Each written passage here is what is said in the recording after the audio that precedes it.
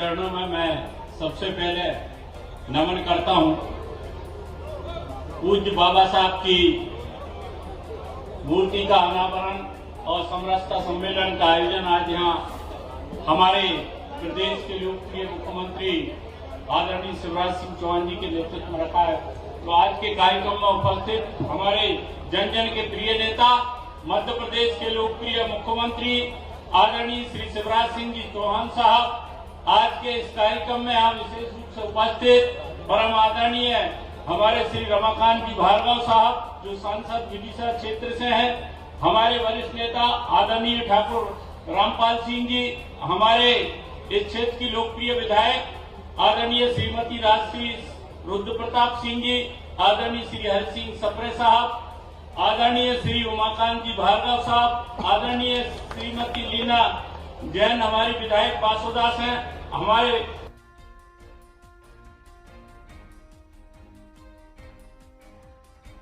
उपाध्यक्ष आदरणीय राकेश जी जादौन साहब, जिला पंचायत के अध्यक्ष साहब, मंच पर उपस्थित सभी हमारे वरिष्ठ नेतागण, सभी जिला पंचायत, जनपद पंचायत, नगर पालिका, भारतीय जनता पार्टी के वरिष्ठ जन और सामने बैठे हुए सभी आदरणीय देवियों, सज्जनों, पत्रकार बंधुओं, मैं सबसे पहले तो आज प्रदेश के मुख्यमंत्री हमारे मुखिया आदरणीय शिवराज सिंह चौहान जी को बहुत बहुत धन्यवाद देना चाहता हूं कि उन्होंने आज हमारे बाबा साहब अम्बेडकर जो कि जिन्होंने इस देश का संविधान लिखा, समरसता उन्होंने इस देश में कायम करने के लिए संघर्ष किया, उनका आज महापरिनिर्वाण दिवस है और इस दिवस के अवसर पर माननीय मुख्यमंत्री जी ने एक विशाल प्रतिमा का अनावरण बाबा साहब का यहाँ पर किया है। निश्चित रूप से एक देश के सर्वहारा वर्ग के लिए पूज्य बाबा साहब अम्बेडकर, सबसे खुशी की बात तो हमें ये है कि बाबा साहब का जन्म हमारे मध्य प्रदेश की धरती मऊ में हुआ था।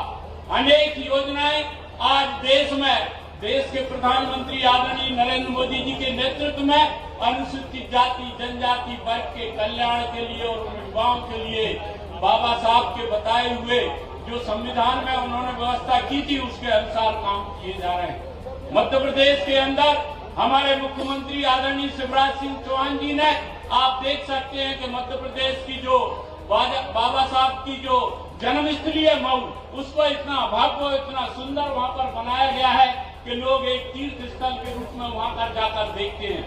संपूर्ण मध्य प्रदेश के अंदर चाहे हम जिलों की बात करें और आज जिलों से छोड़कर आप तो देख रहे हैं तहसील स्तर पर छोटे स्थानों पर भी पूज्य बाबा साहब की प्रतिमाओं का अनावरण उनके नेतृत्व में यहाँ पर आज किया जा रहा है। पूरा देश आज बाबा साहब का जो आज पुण्यतिथि है आज सब लोग मना रहे हैं। हमें आज पूरे भारत के अंदर जिस तरीके से उन्होंने संविधान में व्यवस्था की, आज समरसता का आज कार्यक्रम यहाँ पर रखा गया है।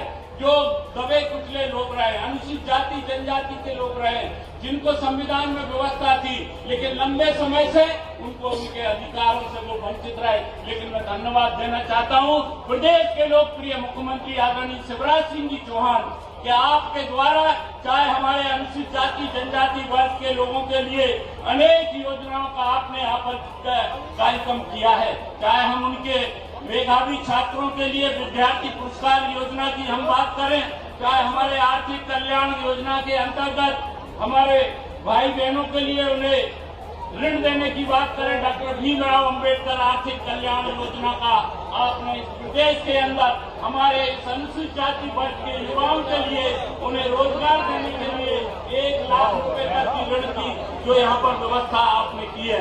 भारत सरकार के द्वारा जो बाबा साहब डॉक्टर भीमराव अम्बेडकर के सम्मान में जो 5 स्थानों पर पंचतीर्थ के रूप में विकसित करने का जो निर्णय लिया था, चाहे हम मऊ में बाबा साहब अम्बेडकर के जन्म स्थान की हम बात करें या लंदन में वहाँ जगह है जहाँ पर यूके में पढ़ाई बाबा साहब ने की थी उस स्थान की हम बात करें, या नागपुर में दीक्षा भूमि जहाँ उन्होंने शिक्षा ग्रहण की उस स्थान की बात करें, और दिल्ली में महापरिनिर्वाण स्थल और मुंबई में क्षेत्र भूमि थी। तो ये भारतीय जनता पार्टी की सरकार देश के प्रधानमंत्री आदरणीय नरेंद्र मोदी जी के नेतृत्व में जहाँ पूरे भारत में आज अनुसूचित जाति के कल्याण के लिए, उनके युवाओं को रोजगार देने के लिए, बच्चों को पुरस्कार देने के लिए और आर्थिक कल्याण की जो योजना है, मैं धन्यवाद देना चाहता हूं माननीय मुख्यमंत्री जी। जहां आप बाबा साहब के नाम पर इतने कार्यक्रम कर रहे हैं, वहीं आपने 5 फरवरी को पिछले साल संपूर्ण मध्य प्रदेश में हमारे गुरु रविदास जी की जयंती सरकारी स्थान पर एक पंचायत लेवल पर सरकार की राशि देकर आपने शुरुआत की है। निश्चित रूप से हमारे अनुसूचित जाति के लोग आपको गर्व करते हैं कि आपने उन योजनाओं का क्रियान्वयन जो लंबे समय से पहले हो जाने चाहिए थी, उनका क्रियान्वयन नहीं हुआ था। चाहे उनको रोजगार देने की हम बात करें, चाहे सम्मान की बात करें, चाहे समरसता की हम बात करें, और जहाँ देखो वही पूज्य बाबा साहब के जो प्रतिभाएं हर जगह पर आपके नेतृत्व में लग रही है, हर जिले में विकास लेवल पर। मैं आपको बहुत बहुत धन्यवाद देना चाहता हूँ कि आपने यहाँ विदिशा जिले में भी आज इस स्थान पर इतनी भव्य प्रतिमा बनकर जो तैयार की है, आपके कर कमलों के द्वारा आज पूज्य बाबा साहब के आज के पुण्यतिथि पर जो आज यहाँ पर आयोजित है की गई है, इसलिए मैं आपको बधाई देना चाहता हूं और ज्यादा समय नहीं लेना चाहता हूं। मैं आपको विश्वास दिलाना चाहता हूं माननीय मुख्यमंत्री जी कि पूरा मध्य प्रदेश का अनुसूचित जाति वर्ग का एक एक व्यक्ति आपका सम्मान करता है। हमारी माताएं, हमारी बहनें, हमारे बुजुर्ग और हमारे युवा साथी भाई बहनों के लिए जो आपने आर्थिक कल्याण की योजनाएं बाबा साहब के नाम पर बनाई है, जिससे हमारे भाइयों बहनों के लिए एक रोजगार भी मिलेगा और वो सबके साथ मिलकर इस देश में चल सकेंगे, इस मध्य प्रदेश में। अंत में मैं फिर से धन्यवाद और हमारी विधायिका जी को भी धन्यवाद देना चाहता हूं तो उन्होंने बाबा साहब की प्रतिमा को यहाँ स्थापित किया है और माननीय मुख्यमंत्री जी ने तो आज करोड़ों की सौगात इस विदिशा जिले के लिए दी है। मैं एक और सूचना देना चाहता हूँ माननीय मुख्यमंत्री जी के नेतृत्व में कि आज अनेक स्वास्थ्य संस्थाएं मध्य प्रदेश के अंदर 226 जो स्वास्थ्य संस्थाओं का आज स्वीकृति माननीय मुख्यमंत्री जी ने दी है। मैं बताना चाहता हूं कि 2 विधायक जी आप ही के विधानसभा क्षेत्र की यहाँ पर है, हमारे उमाकांत जी बैठे हैं उनके क्षेत्र की भी है और हमारी बहन लीना जी बैठी है उनके क्षेत्र की भी है। तो आज ही यहाँ कैबिनेट की मीटिंग के द्वारा पूरे संपूर्ण मध्य प्रदेश के अंदर जो स्वास्थ्य की शिक्षा का विस्तार किया जा रहा है। मैं एक और धन्यवाद देना चाहता हूँ माननीय मुख्यमंत्री जी, आपने जो सीएम राज योजना बनाई है, जिससे हमारे गरीब वर्ग के जो बच्चे आर्थिक रूप से कमजोर रहा करते थे, जो बड़े बड़े स्कूलों में पढ़ नहीं पाते थे, उनको अच्छी शिक्षा सीएम राज स्कूल में जो मिलेगी, जिससे हमारे अनुसूचित जाति वर्ग के, हमारे जनजाति वर्ग के बच्चों के लिए एक बेहतर शिक्षा मिलेगी। जो बाबा साहब की सोच थी, जो बाबा साहब ने शिक्षा के लिए विशेष ध्यान दिया था, उसमें आप काम कर रहे हैं, इसलिए मैं आपको बहुत बहुत धन्यवाद देना चाहता हूँ। जय हिंद, जय भारत।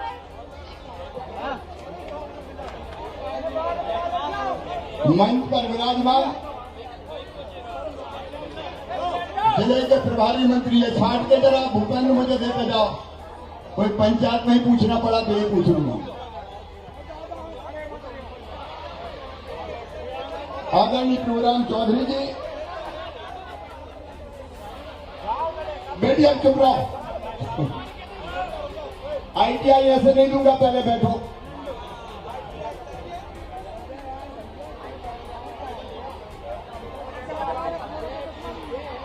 हमारे लोकप्रिय सांसद भाई रमाकांत भार्गव जी,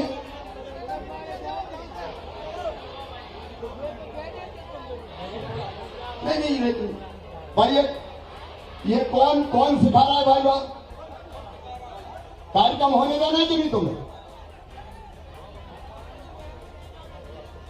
ये कोई खड़ा खड़ा कह रहा है वहां। बाद में जिन बेटियों को मिलना है मुझसे मिल लेंगे। अब मैं सभा शुरू कर रहा हूं।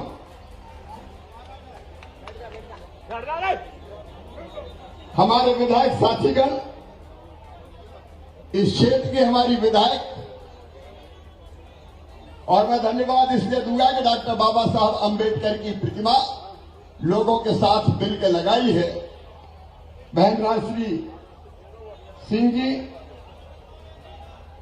बासोदा की हमारी विधायक बहन लीना जी, सिरोन के हमारे विधायक उमाकांत जी, भारतीय जनता पार्टी के जिला अध्यक्ष राकेश यादव, बहन गीता रघुवंशी जी जिला पंचायत के अध्यक्ष, पूर्व विधायक सूर्य प्रकाश मीणा जी, हमारे हरि सिंह रघुवंशी जी, वीर सिंह जी, यशपाल जी, अब मंच पर विराजमान हमारे सभी साथी नेता पदाधिकारीगण। मैं मिलूंगा, बीच में डिस्टर्ब मत करो भाई जी, ये आवेदन ले लो इनसे।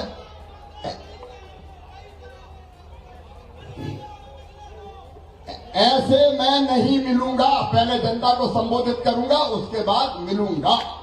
बोलिए भारत माता की, भारत माता की। आज सबसे पहले डॉक्टर बाबा साहब अंबेडकर जी के चरणों में मैं श्रद्धा के सुमन अर्पित करता हूं। डॉक्टर बाबा साहब अंबेडकर जिन्होंने हमें संविधान दिया, बाबा डॉक्टर साहब अंबेडकर जिन्होंने सामाजिक समरसता का संदेश दिया, डॉक्टर बाबा साहब अंबेडकर जिन्होंने हमें कहा शिक्षित बनो, संगठित रहो और अगर अन्याय हो तो उस अन्याय के खिलाफ संघर्ष करो। मेरे प्रिय बेटा बेटियों, आज जो देश हमारा चल रहा है वो डॉक्टर बाबा साहब अंबेडकर के बनाए हुए संविधान के कारण चल रहा है। ऐसे बाबा साहब अंबेडकर के चरणों में हम दोनों हाथ जोड़ के प्रणाम करते हैं, नमस्कार करते हैं। और आज बीच में मेरी बेटियां कह रही थी ITI चाहिए। मेरी प्रिय भांजियों, ITI यहां स्वीकृत है और बिल्डिंग का भूमि पूजन भी कर दिया गया है, जिसमें शानदार ITI बनेगी, जहां हमारे बच्चे बैठ के ढंग से कौशल सीख सकेंगे। मेरे प्रिय बहनों और भाइयों, आज कई योजनाओं का लोकार्पण और शिलान्यास हुआ है। मैं एक एक का जिक्र आपके सामने नहीं करूंगा, लेकिन ITI के साथ ये ITI बनेगी 12 करोड़ 63 लाख 41 हजार रुपए की लागत से। इसके साथ साथ यहां 35 करोड़ 93 लाख रुपया CM राइज स्कूल के लिए स्वीकृत किए गए हैं। मैं शिक्षा के क्षेत्र में आमूल चूल परिवर्तन करूंगा। अभी तक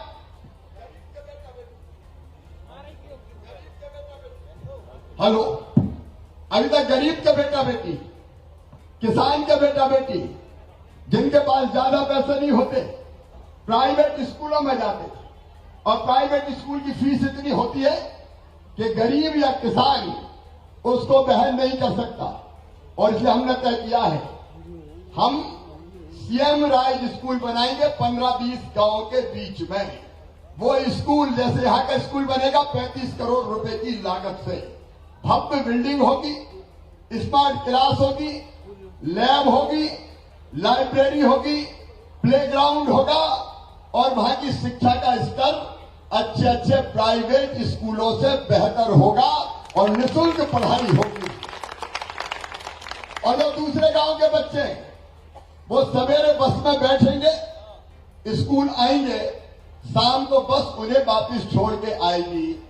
ए धन्नू कल्ला मन्नू लल्ला, तेरे बेटा बेटी भी अच्छे स्कूलों में पढ़ेंगे। और इसलिए अरबों रुपया खर्चा करके हम ये CM राइज स्कूल बना रहे हैं ताकि बच्चों के शिक्षा की गुणवत्ता बढ़ जाए। मैं नेटरन में भी ये कहना चाहता हूं, मेरे बेटा बेटियों, पढ़ाई में वैसे भी हम कोई कसर नहीं छोड़ रहे हैं। ये CM राइज स्कूल भी बनेंगे। मैं तुमसे इतना जरूर आग्रह करना चाहता हूं, बड़ी संख्या में तुम यहां मौजूद हो, मेहनत से पढ़ना, ईमानदारी से पढ़ना। यहां 12वीं के बच्चे कौन कौन है? हाथ उठाओ जरा। 12वीं के भी हैं और 10वीं के कौन कौन है? अच्छा, 12वीं में अगर 75% नंबर लेके आए तो मामा क्या दिलवाता है?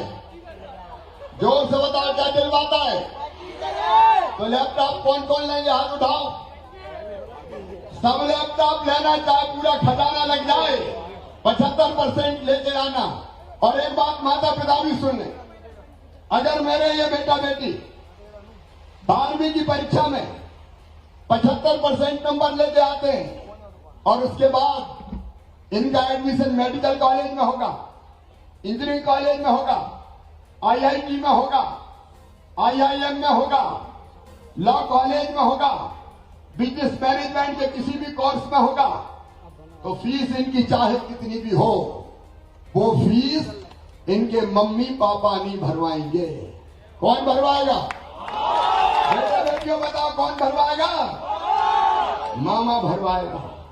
और इसलिए मैं कह रहा हूं, बच्चों को पढ़ाइए, इनका भविष्य बेहतर बनाने की जवाबदारी मेरी है।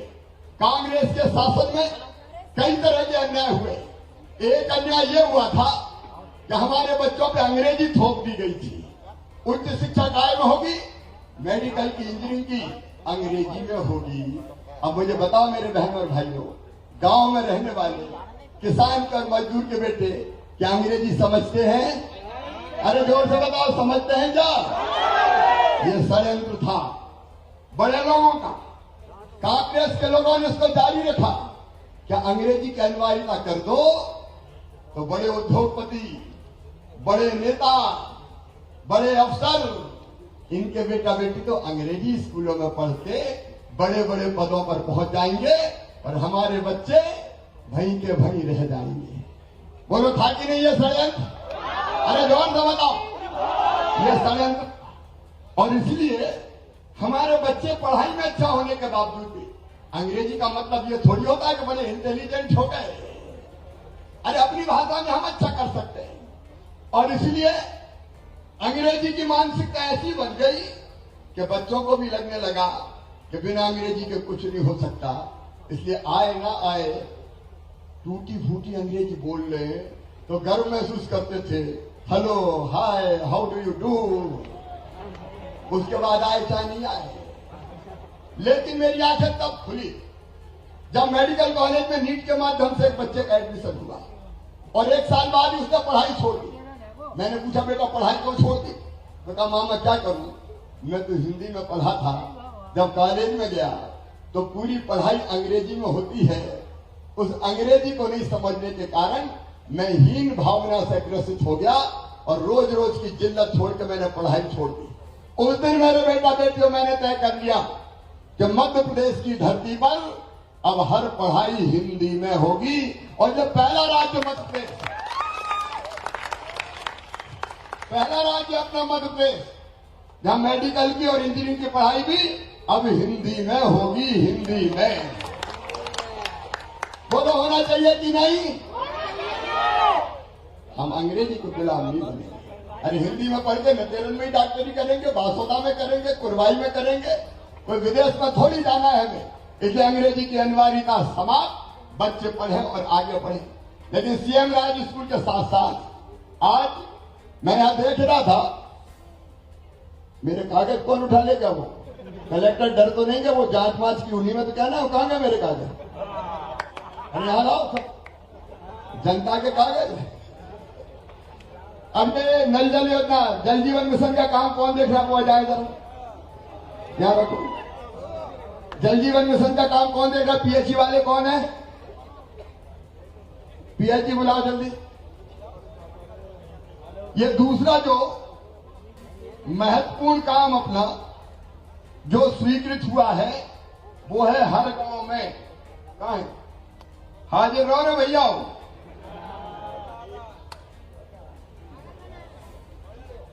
कितने गांव की पेयजल योजना है जिसका आज भूमि पूजन हुआ है? माइक ले। 164 एजेंसी तय हो गई इसकी। हाँ सर, हो गई है। Indian Hume pipe. कितने पैसे खर्चा हो रहे हैं इसमें?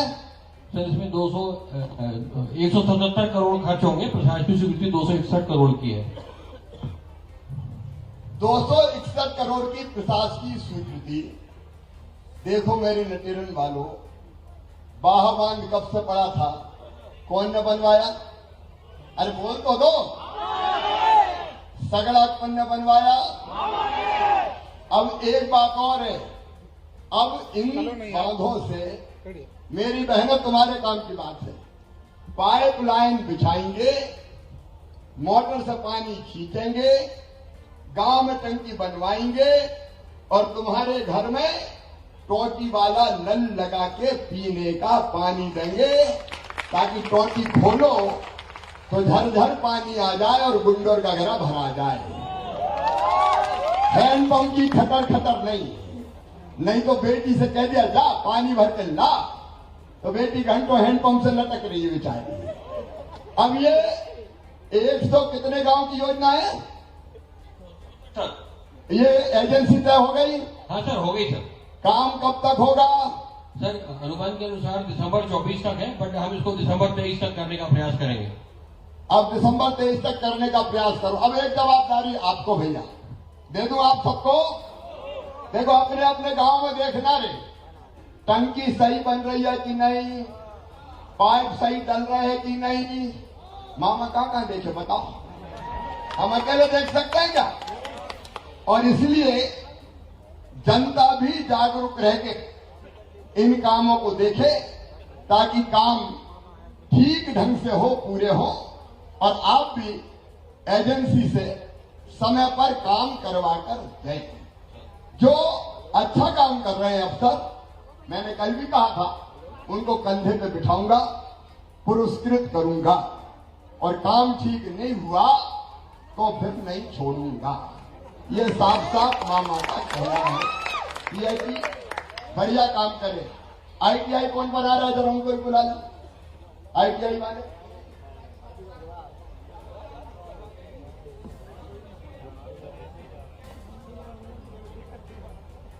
हाँ बुलाओ, यही रहो भैया सर।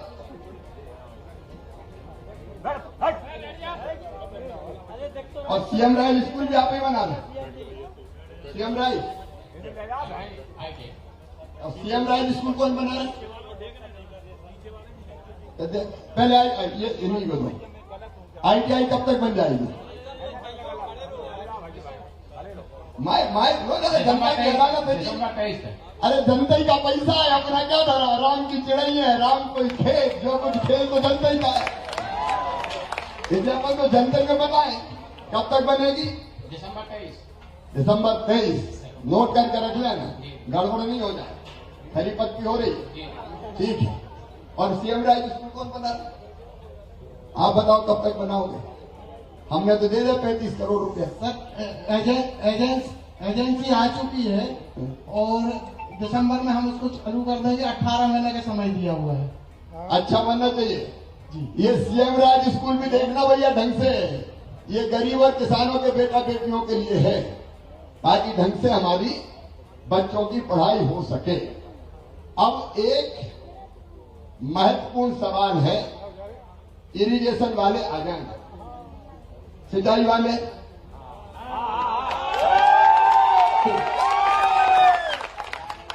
ऐसे ही सवाल ठीक है नहीं?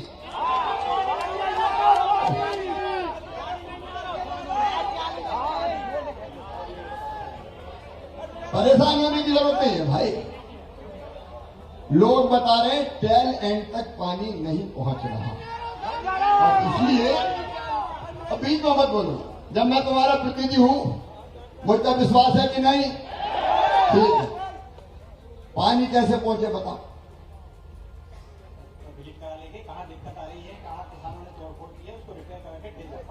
देखिए सामंजस्य बनाइए। एक तो भैया समय पर रिपेयर होती कि नहीं नहरें, ये बताओ मुझे। सर मेरे निवेदन है सर कि जो पुरानी एग्जीक्यूटिव इंजीनियर थी सर, उनका ट्रांसफर होकर लीव हो गई, अभी चार्ज लिया है बस। कितने दिया? जी सर।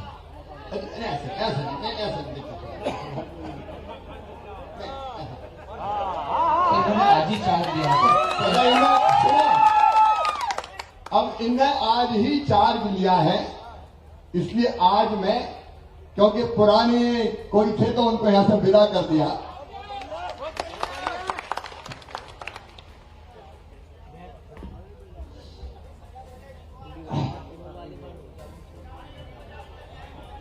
हाँ मैं भी कह रहा हूं ना, मैं तो कह बैठो बैठो। अब ऐसा करो, आ जाएंगे, ये अपनी जनता और अपने लोग हैं, ठीक से पानी पहुंच जाए।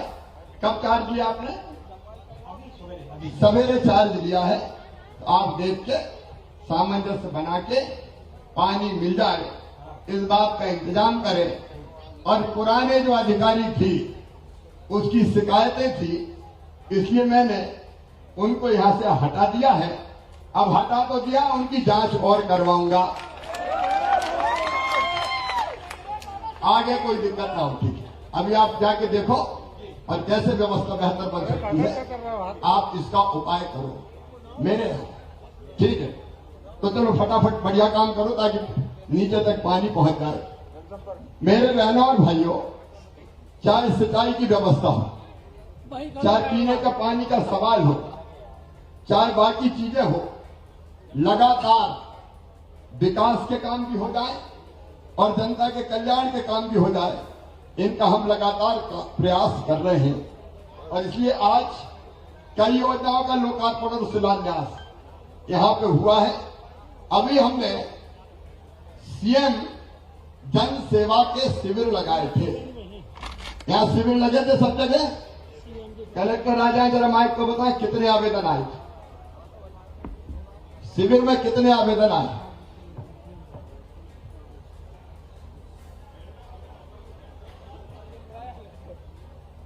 अरे मामा खड़ा, तुम क्या खड़े हो जाते? Sir 2,78,203 sir. 2,78,203 2,78,203 आवेदन आए। इनमें से स्वीकृत कितने किए? Sir 2,57,134 92% sir. 2,57,134। देखो मेरे बहन और भाई, 38 योजनाओं के 2,57,000, चाहे वो आयुष्मान कार्ड के मामले हो, किसानों से शिकायत मुझे मिल रही थी, पीएम और सीएम किसान सम्मान निधि की, हमने कहा जाओ आवेदन लो और पंचायत में भेजा, पंचायत में शिविर लगवाया ताकि पंचायत में ही जाके हमारा प्रशासन बैठे, आवेदन ले और वहां समस्या का समाधान करे। मैं जिला प्रशासन को बधाई देता हूं, 2,57,000 लोगों के आवेदन आपने स्वीकृत कर दिए और अगले महीने से उन सबको लाभ मिलना शुरू हो जाएगा। हमने तय किया कि सरकार भोपाल से नहीं चलेगी, सरकार गांव के चौपाल से चलेगी।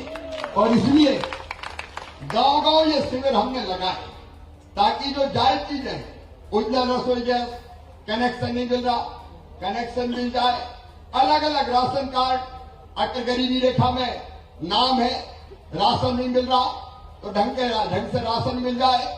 राशन कार्ड कौन कौन के पास है, जरा हाथ उठाओ। जिनके पास राशन कार्ड हाथ उठाओ, गरीबी वाले भैया, जिनके पास हो उठा दीजिए, शर्माइयो मत। अब ये बताओ राशन मिल रहा है कि नहीं, बताओ मिल रहा है कि नहीं? अब ये राशन की दुकानों का चेक हो रही कि नहीं? सर हमने पूरी जांच कराई है सर, जांच शिकायतें मिली थी सर, हमने 9 जगह FIR भी कराई है सर। देखो भाई, मेरा सीधा निर्देश है, गरीब का राशन कोई खाए, चाहे कोई भी हो, हथकड़ी लगवा के जेल में चक्की पिसवाऊंगा, छोड़ूंगा नहीं किसी को। ऐसे लोगों को जेल जाना चाहिए कि नहीं जाना चाहिए बताओ? ये 9 FIR हुए, ढंग से जांच करके, और गड़बड़ हो तो भेजो जेल। अपन को किसी की परवाह नहीं सर, जनता का काम ठीक होना चाहिए बस, और दूसरी चीज से कोई मतलब नहीं है। इसलिए जनता की सुविधा की जितनी चीजें हैं, कमिश्नर खड़े हैं, कलेक्टर खड़े हैं, मैं खड़ा हूं, हम जनता के सेवक हैं। जब मुख्यमंत्री सेवक है तो हम सब सेवक हैं, और इसलिए ढंग से जनता की ये सारी व्यवस्था बनना चाहिए। अब अपने स्वीकृति पत्र बटेगी नहीं अभी सर 19 तारीख को जो अपना रखा है संभाग स्तरीय शिविर, उसमें तो वो मैं बता रहा हूं आपको, 19 या 19 को विधानसभा, तो अगले शनिवार को हम सारे स्वीकृति पत्र, जितने जनप्रतिनिधि और कार्यकर्ता हैं पार्टी के भी, सेवा कर लो रे भैया, अपने हाथों से गांव गांव में बांटो स्वीकृति पत्र, दूसरे के हाथ में नहीं पहुंच जाए। नहीं, कई लोग बड़े कलाकार होते हैं, प्रधानमंत्री आवास स्वीकृत हो गया तो पैसा तो हम सीधे खाते में डालते हैं, लेकिन कई ऐसे भी आ जाते हैं कि दे दो 10,000। ऐसी शिकायत एक तो आई है मेरे को, आप जांच करवा लें। ऐसे भी कोई है तो इनको मत छोड़ो। जी सर। जो जनता का पैसा खाए उसकी छुट्टी करो यार, बहुत बेरोजगार है, दूसरों को काम दे देंगे, उसमें कौन सी बड़ी बात। अच्छा काम करने वालों को सम्मानित किया जाएगा, बहुत अच्छे लोग हैं। अब मैं कल सीहोर जिले में था, मैं आपको बता रहा हूं, वहां के शिक्षकों ने, सीहोर जिले के शिक्षकों ने तय किया कि हर स्कूल में वो खुद के पैसे से टीवी देके स्मार्ट क्लास शुरू करेंगे और 1500 टीवी खरीद के स्कूल में दान कर दिए शिक्षकों ने। मैं उनको प्रणाम करता हूं, जो इतना अच्छा काम है। ऐसे कई लोग, कई अधिकारी कर्मचारी जो बेहतर काम कर रहे हैं, उन सबका सम्मान। लेकिन ये सीएम जन सेवा अभियान के अंतर्गत स्वीकृति पत्र हाथ में मिले और अगले महीना उनको लाभ मिलना शुरू हो जाए, इस काम में हम सब लोग जुट जाएं ताकि कोई दिक्कत ना हो। देखो मेरे बहनों और भाई, रोटी कपड़ा मकान, पढ़ाई दवाई और रोजगार का इंतजाम, ये राशन, रोटी के लिए प्रधानमंत्री आवास योजना, मकान जिसमें 60% पैसा प्रधानमंत्री भेजते हैं, 40% पैसा हम मिलाते हैं। आवास प्लस से कितने मकान स्वीकृत हुए विदिशा जिले में, सीओ जिला पंचायत का 99,000 सर पूरे हुए हैं। टोटल 99 99,000 99,000। Yes sir. ये सब मकान की पहली किस्त पहुंची कि नहीं? सर जो आवास प्लस की है, बाकी तो सर 77,000 हमारे कंप्लीट हो गए। आवास प्लस जो अभी आए हैं, हाँ सर। अभी कितने आए जिले में अभी आवास सर में? 14,000 सर। तो 14,000 की किस्त पहुंची पहले, सर 99% किस्त पहुंची है, कुछ 1% को नहीं पहुंची। सर जिनके खाते पूरी मृत्यु हो गए हैं तो उनके रिश्तेदारों के खाते नहीं मिले। हाँ सर। इसमें लेन देन तो नहीं हुआ कुछ नीचे? सर इसमें कार्रवाई भी की है, एक जीआरएस को हमने सर टर्मिनेट किया है यहाँ के। कोई भी हो, अगर नीचे पैसा ले ले तो टर्मिनेट कर, सर बिल्कुल हटाओ। तो ये अपने चाहे आवास का सवाल है, आयुष्मान कार्ड बन रहे हैं, तो अभी अपने आयुष्मान कार्ड कितने स्वीकृत हुए बताइए जरा कलेक्टर साहब। आयुष्मान कार्ड कितने स्वीकृत? 6,49,000 सर, 6,49,000 सर। और अभी अभियान में सर पूरे मिला के 6 लाख रुपए हमने 70। देखो भैया, आयुष्मान कार्ड का मतलब है, भगवान ना करे कोई गंभीर बीमारी अगर हो जाए तो 5 लाख रुपए तक का इलाज प्राइवेट अस्पताल में भी करने का पैसा सरकार भरेगी, आपको पैसा नहीं लगाना पड़ेगा, ताकि बीमारी में कम से कम इलाज की व्यवस्था हमारी ठीक ठाक हो जाए और जनता को परेशान ना होना पड़े, पैसा देना उधार लेके इलाज न करवाना पड़े। ये जितनी चीजें हैं सरकार की तरफ से, चाहे गरीब हो, चाहे विद्यार्थी हो, चाहे किसान हो, चाहे माताएं बहनें हो, या स्व सहायता समूह की बहनें हैं क्या? आजीविका मिशन वाली हाथ उठाओ। तो आजीविका मिशन कौन देख रहे हैं? सीओ ही देख रहे हैं। कितने आजीविका स्व सहायता समूह हैं? सर 9,000 स्व सहायता समूह है, लगभग 1 लाख महिलाएं जुड़ी है सर। कितने को बैंक लिंकेज मिल गया? सर अभी तक 16 करोड़ रुपए हमने बैंक लिंकेज इस साल में किए हैं सर। कौन कौन सा काम कर रही बहनें? क्या सर? कौन कौन से कामों में लगे? सर टेलरिंग का काम सबसे ज्यादा होता है, उसके साथ कोई जो भी रोज के जो इस बार कपड़े ने सिले स्कूल के लिए, यूनिफॉर्म की अभी नहीं। सर अभी काम शुरू नहीं हुआ है, पहले के हो गए हैं सर। अभी सर तो इनको काम मिल रहा है कि नहीं? हाँ सर इनको देखो मेरी बहनों, हमारी कोशिश ये है कि हर बहन की आमदनी कम से कम 10,000 रुपया महीना घर का कामकाज करते हुए हो जाए, और इसमें सरकार लगी है। आप सबका भी साथ मिलेगा तो अपने ये काम ढंग से चलते रहेंगे, तो 4 पैसा घर ज्यादा आएंगे तो परिवार की हालत सुधरेगी, परिवार की हालत ठीक होगी, बाल बच्चों को भी पढ़ाएंगे और दूसरे काम भी ठीक से कर पाएंगे। मेरे बहनों और भाइयों, कुछ योजनाओं के बारे में मैंने आपके सामने जानकारी ली। जिले के हमारे कई योजनाओं में स्तर हमारा बहुत अच्छा है, उसके लिए मैं बधाई देता हूं। लेकिन कुछ मामले जो साथ आए मेरे सामने, एक एक की बात मैं अभी नहीं करूंगा, लेकिन मुझे ये जिला योजना अधिकारी की बहुत शिकायतें मिल रही हैं। और विधायक और सांसदों के काम, दिए हुए काम जो ढंग से नहीं करता वो ठीक नहीं है किसी भी हालत में। इसलिए मैं जिला योजना अधिकारी को सस्पेंड करता हूं। ऐसे व्यक्ति की जो ढंग से काम करे उसकी जरूरत है। कुछ मामले आए हैं हमारे पास अलग अलग, एक एक कम है वो कमिश्नर कलेक्टर को दूंगा। उनमें से कुछ मामले हैं जैसे राजस्व रिकॉर्ड में नाम परिवर्तन। अब ये छोटे छोटे काम है। एसडीएम कौन है ये फटाफट होने चाहिए। अगर ये आवेदन मेरे पास आते हैं तो इसका मामला है कि तहसील में सब कुछ परफेक्ट नहीं है, ये होना चाहिए। इसलिए जितने ही आवेदन आए सब छटवा लो और सारे काम होके जनता को मिल जाए और बाद में मुझे जानकारी मिल जाए और फिर मैं जनता के बीच आया और ऐसे आवेदन मिल गए तो फिर ठीक नहीं होगा। हमारी ड्यूटी है कि हम ठीक से जनता के इन सारे बेहतर कामों को करके हम दिखाएं। आपके यहां एक पूरा ग्रेडिंग करूंगा अधिकारी कर्मचारियों की, जो बहुत अच्छा काम कर रहे हैं उनकी ग्रेडिंग करो सर, मैं उनको सम्मानित करने का काम करूंगा। सिंचाई की योजनाएं टाइम पे चल रही कि नहीं? अभी सर सिंचाई की योजनाओं पे काम जो बची हुई है सर चल रही है सर। कोठा का काम चल रहा है सर, यहाँ पर सभी लोग हाजिर हैं सर। टेम का कोठा का बता दें कब तक पूरी होगी कोठा में राज? नवंबर 2023 में सिंचाई प्रस्तावित है, अगले रबी सीजन है। हो जाएगी, हाँ जी, काम चल रहा है ठीक काम से? चल रहा है। ठीक है।